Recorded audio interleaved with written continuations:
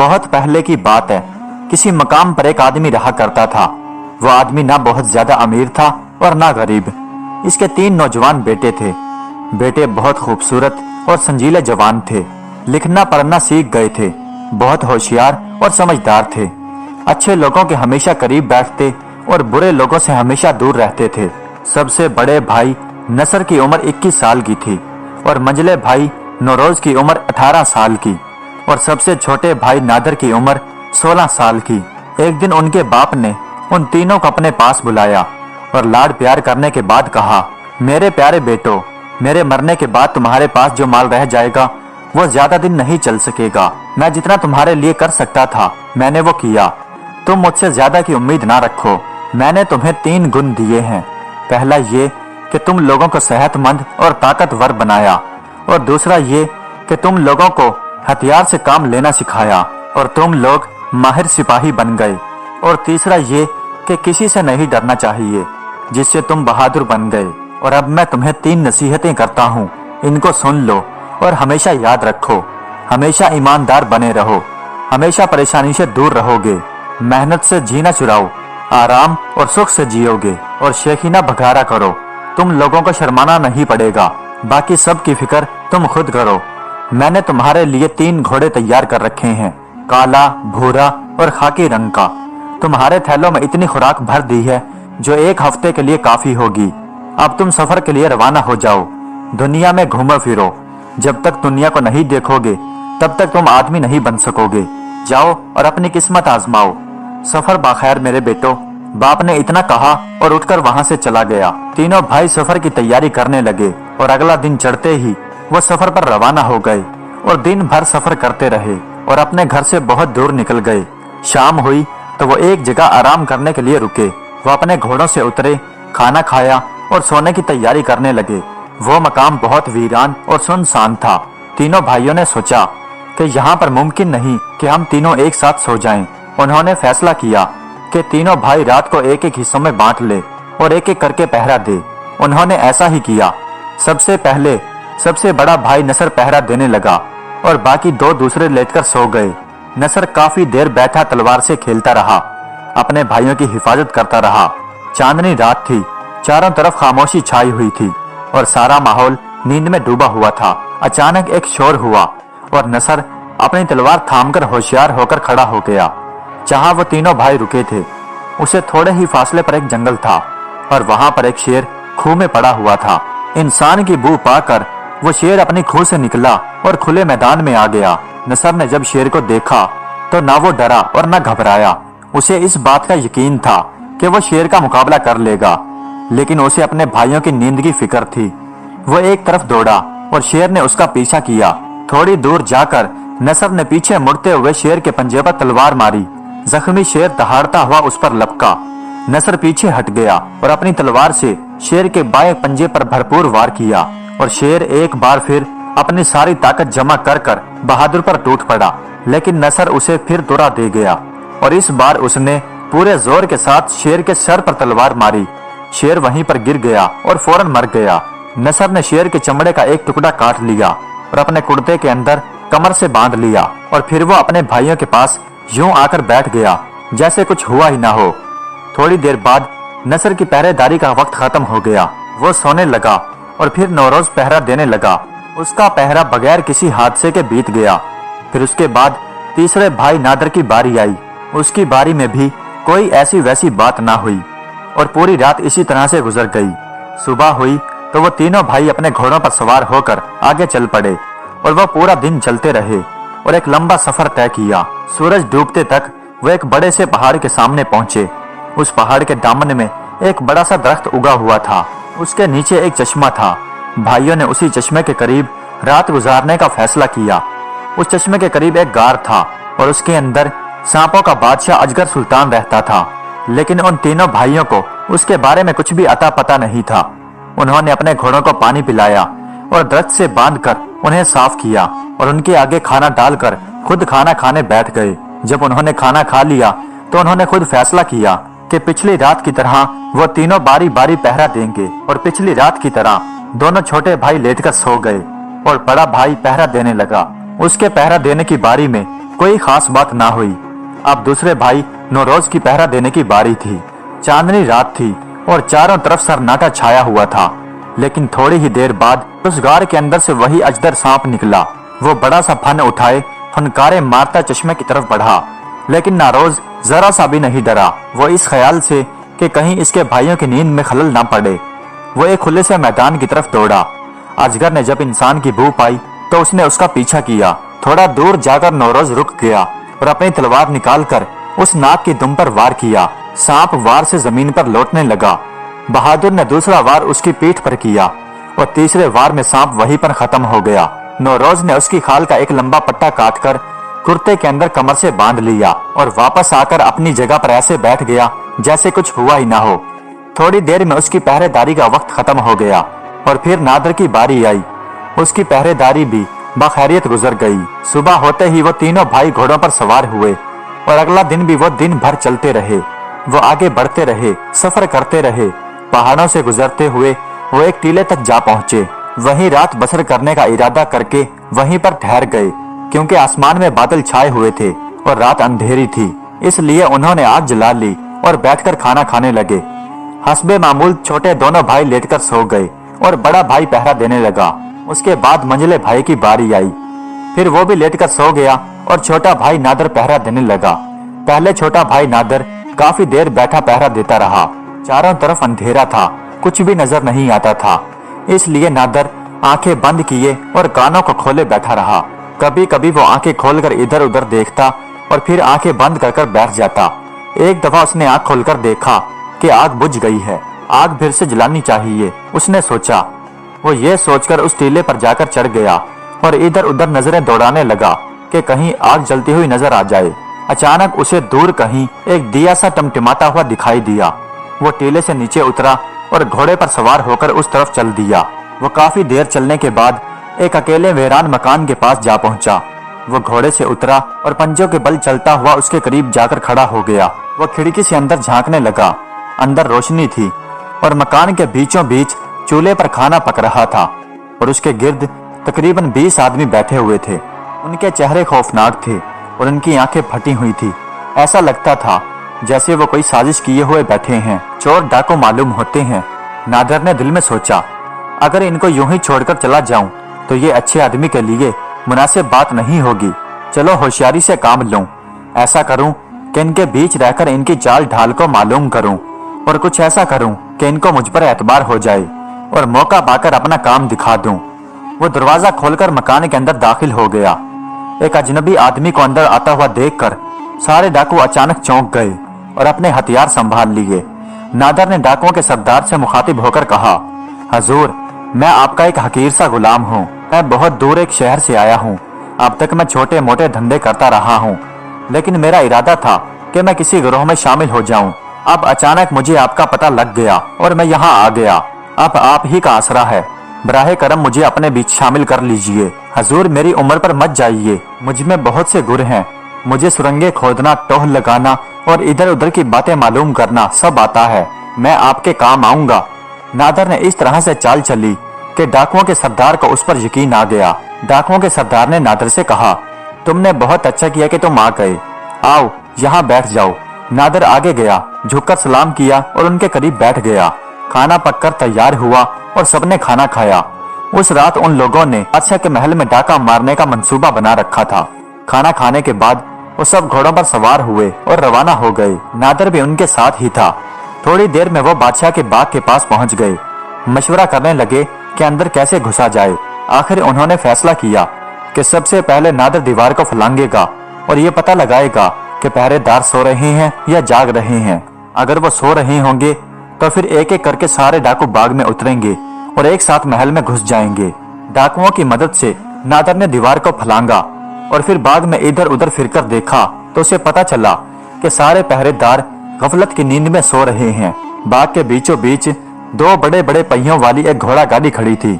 नादर उसको खींचता हुआ लाया और दीवार के करीब खड़ा कर दिया और डाकुओं को इशारा किया कि बहुत अच्छा मौका है।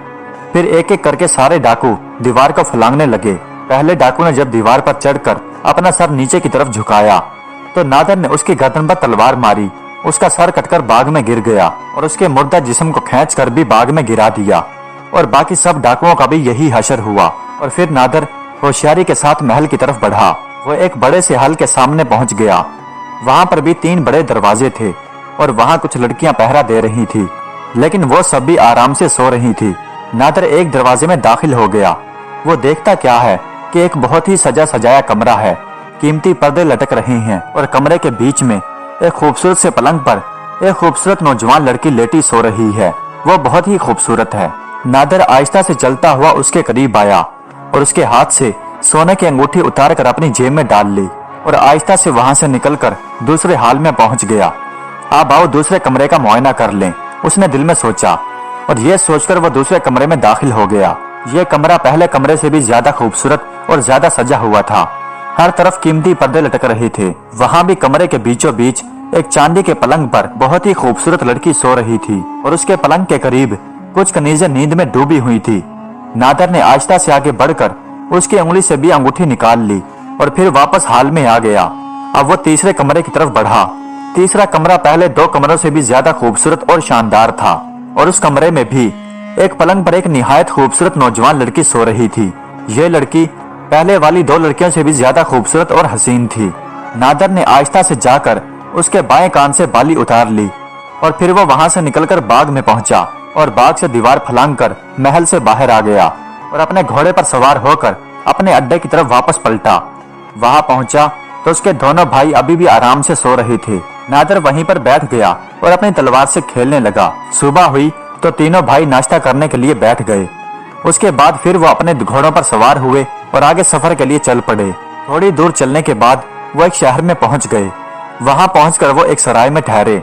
उन्होंने अपने घोड़ों को एक छप्पर के नीचे बांध दिया और वो तीनों चाय खाने की तरफ गए और चाय पीते हुए आराम करने लगे। इतने में सड़क पर एक ढंढोरची नमूदार हुआ और ऊंची आवाज में कहने लगा, ऐ लोगो, कान खोलकर सुन लो।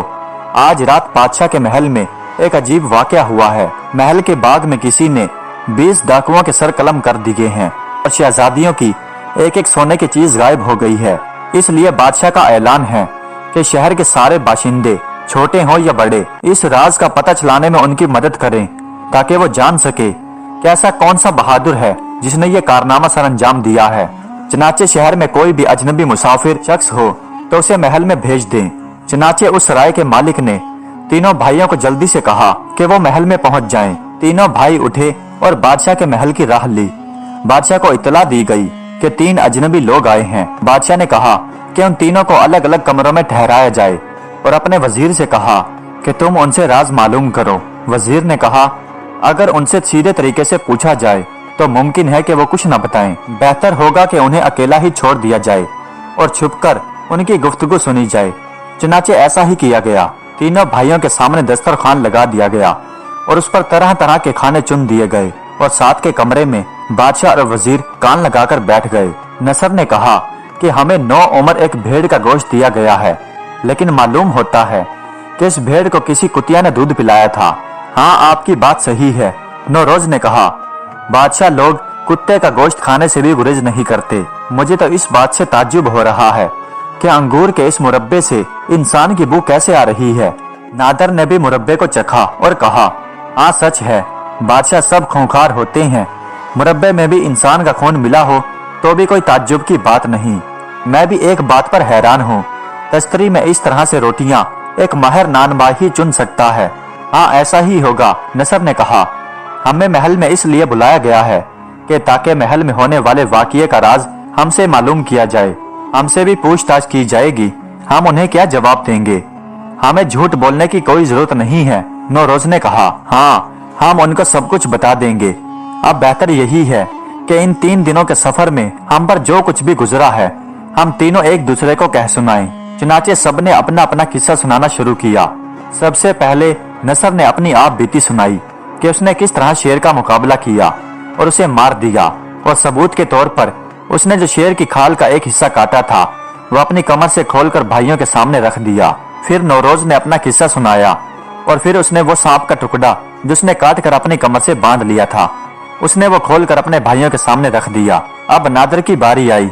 उसने तीसरी रात वाला सारा वाकया अपने भाइयों को कह सुनाया। और जेब से सारी चीजें निकालकर अपने भाइयों को दिखा दी, जो वो जाते हुए महल से ले गया था। अब बादशाह और वजीर के सामने सारा राज खुल गया, लेकिन उन तीनों भाइयों ने गोश्त और मुरब्बे के बारे में जो बातें की थी वो उनकी समझ में नहीं आई। चुनाचे बादशाह ने सबसे पहले उस चरवाहे को बुला भेजा और उससे बुलाकर पूछा कि सच सच बता कि तूने कल जिस भेड़ का गोश्त भेजा था उसे किसी कुतिया ने दूध पिलाया था। जहां पन्ना, अगर आप मेरी जान बख्श दें तो मैं सच सच बयान करूं। चरवाहा बोला। बादशाह ने कहा, बख्श दी तेरी जान, लेकिन सच बता। फिर चरवाहा बोला, जाड़ों में ही जो मेरी बकरी ने एक मेमना दिया था वो पिछली सर्दियों में मर गई। मुझे मेमने पर तरस आ गया और मैंने उसे एक कुतिया को सौंप दिया और उस कुतिया ने ही अपना दूध पिलाकर उसे बड़ा किया। कल मैंने उसी को काट कर उसका गोश्त आपके लिए भेज दिया था, क्योंकि मेरे पास अब वही एक भेड़ रह गई थी। बाकी सब तो आपके नौकर पहले ही ले जा चुके थे। उसके बाद बादशाह ने माली को बुलाया और रौब के साथ पूछा, सच सच बता, क्या उस अंगूर के मुरब्बे में इंसान का खून मिला हुआ था? हजूर, एक वाकया हुआ था, अगर जान की अमान पाऊं तो मैं वाकया बयान करूं। जा, बख्श दी तेरी जान, बता क्या वाकया हुआ था? बादशाह ने कहा। माली बोला, पिछले साल की बात है, मैंने आपके लिए कुछ खास अंगूरों की बेल बचा रखी थी। न जाने कौन रात के वक्त आता और अंगूर चुरा कर ले जाता। मैं अंगूर की बेल के नीचे बैठकर चोर का इंतजार करने लगा। थोड़ी देर बाद देखा तो एक आदमी आता हुआ दिखाई दिया। मैंने एक डंडा जोर के उसके सर में दे मारा और आदमी वहीं पर गिरकर मर गया। मैंने वही अंगूर की बेल के नीचे ही खड़ा खोदकर उस आदमी की लाश को दफन कर दिया। अगले साल बेलें इस तरह परवान चढ़ी और उन पर इतना फल लगा कि खुदा की पनाह। पत्तों से ज्यादा अंगूर के गुच्छे थे, लेकिन उनके जायके में जरा सा फर्क था। इसलिए मैंने उनके अंगूर आपको ना भेजकर उनका मुरब्बा बनवा लिया। और उन दोनों भाइयों की कही हुई बात इस तरह से सच साबित हुई। और रही तीसरी तश्तरी वाली बात, तो वो बात भी सच थी, क्योंकि उन पर बादशाह ने खुद रोटी रखी थी। मालूम हुआ कि उनका भाई एक नान भाई था। बादशाह उन तीनों भाइयों के पास कमरे में गया और उनसे सलाम करने के बाद कहा, तुम लोगों ने जो कुछ भी कहा है वो सच निकला। इस वजह से तुम लोग मुझे और भी ज्यादा पसंद आ गए हो। मेरे मुअज़्ज़ज़ अजीज मेहमानों, मेरी तुमसे एक गुजारिश है, बताइए। तीनों भाइयों ने कहा, अगर आपकी फरमाइश जायज हुई तो हम उसे जरूर पूरा करेंगे। बादशाह ने कहा कि मेरी 3 बेटियां हैं और बेटा कोई भी नहीं। तुम लोग यहीं पर रह जाओ, मैं अपनी बेटियों की शादी तुमसे कर दूंगा, पूरे शहर की दावत करूंगा और 40 दिन तक सबको पुलाव खिलाता रहूंगा। आपकी बातें बहुत अच्छी हैं।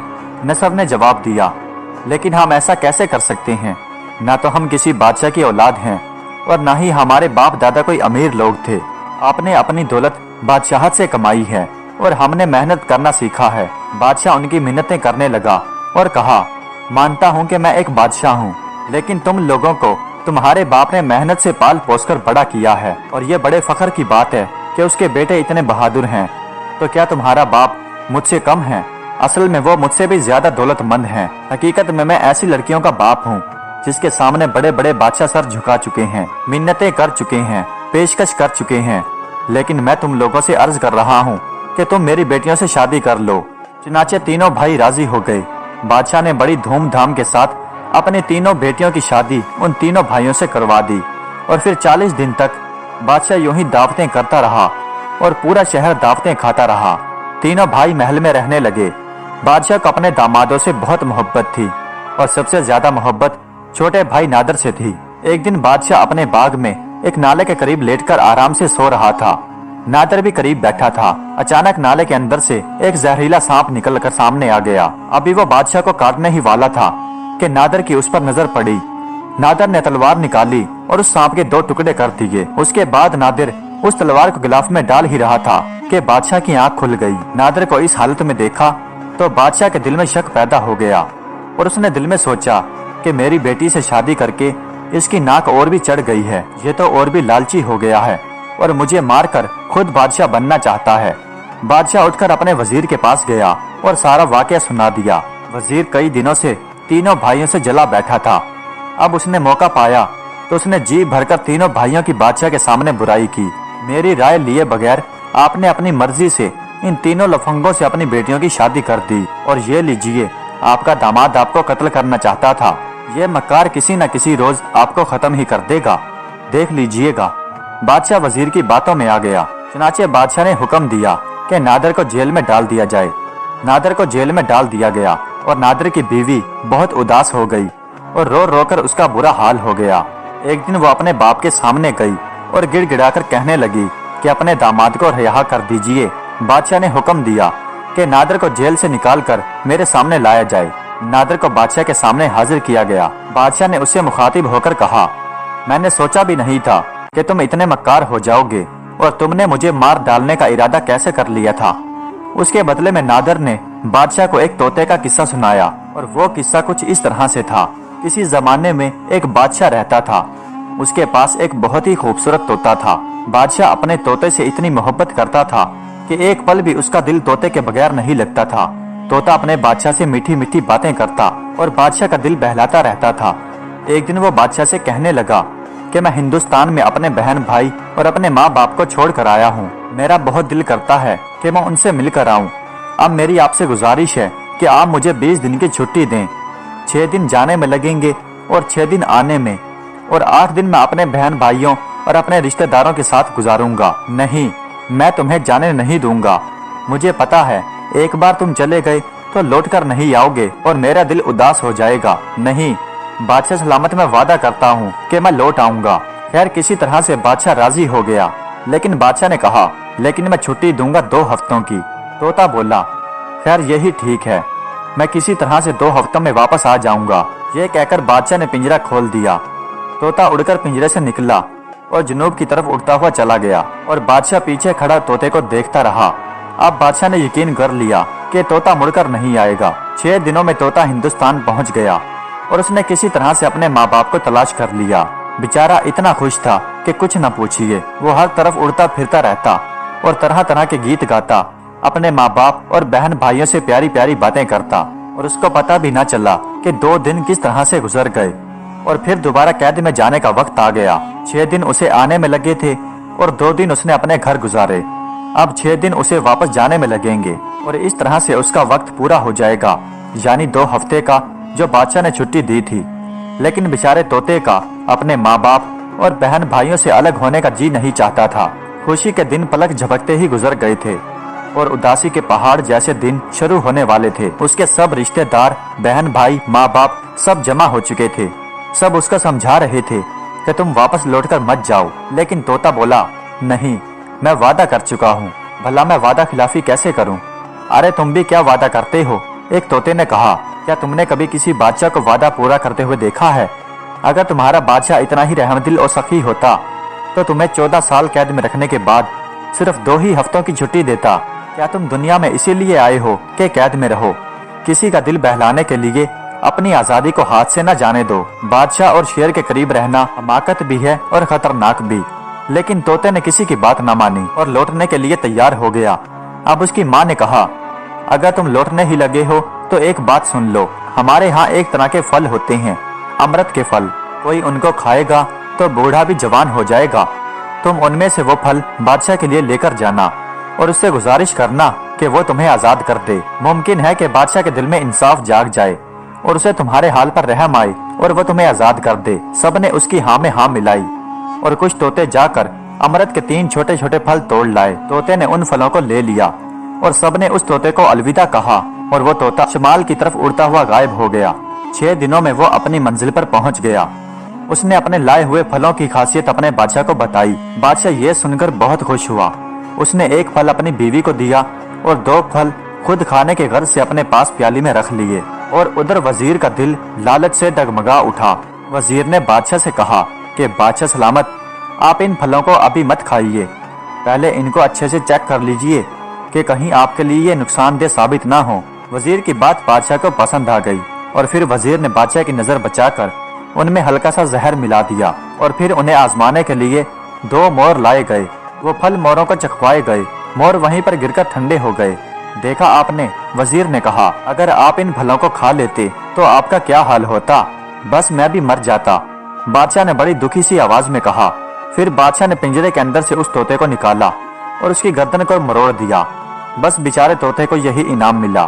फिर इसके बाद यूं ही कुछ दिन गुजर गए और एक दिन बादशाह को एक बूढ़े पर गुस्सा आ गया और फिर बादशाह ने वही अमृत का जो 1 फल बचा हुआ था, बादशाह ने वो फल उस बूढ़े को खिलाने का हुक्म दिया। जैसे ही वो फल बूढ़े को खिलाया गया, तो बस फिर क्या था। देखते ही देखते असरे नो उस बूढ़े आदमी के सर पर काले काले बाल उग आए, मुंह में नए दांत निकल लाए और आंखों में जवान किसी चमक आ गई। देखते देखते वो 70 साल का बूढ़ा आदमी 20 साल का नौजवान बन गया। अब बादशाह को पता चला कि बादशाह ने नाहक उस तोते की जान ली थी।